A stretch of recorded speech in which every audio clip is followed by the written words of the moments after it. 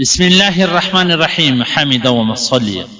محترمینو، یو محترم ورور دا پوښتنه کړې ده چې زموږ یو زنانه ده، د هغې د ناجوړۍ عادت چې کوم ماهواري راځي، یعنې د میاشتې ناجوړي، د هغې عادت 6 ورځې دي.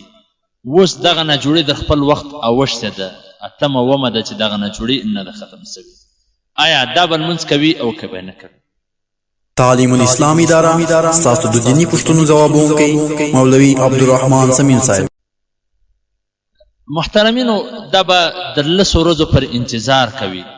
که چیرې د 10 ورځو څخه د مخه د دې ناجوړي ختم شوله، نو بس هغه ټولې ورځې د حیض شمارل کېږي، د ناجوړي شمارل کېږي د حیض، بس دغه لمونځونه و دې ته معاف دي. که چیرې دغه ناجوړي د 10 ورځې څخه واوښتله، وینې پر 11مه 12مې له واوښتله، نو د دې چې کوم زوړ عادت دی 6 ورځې، هغه د حیض شمارل کېږي. دا نورې ورځې چې کومې 4 ورځې دي د 10 ورځو پورې، دغه لمونځونه به هم راوګرځي او دغه 11مه 12مه پورې د هر څو پورې چې دې لمونځونه نه دي کړي، دا لمونځونه به هم راوګرځوي او اوس به هم لمونځونه شروع کړي، ځکه دا بیا استحاضه ده، یو بل مرض دی. د دغه زنانې سره بیا کوروالي هم جایز ده، خو صرف دا دی چې هغه لمونځونه به راګرځوي.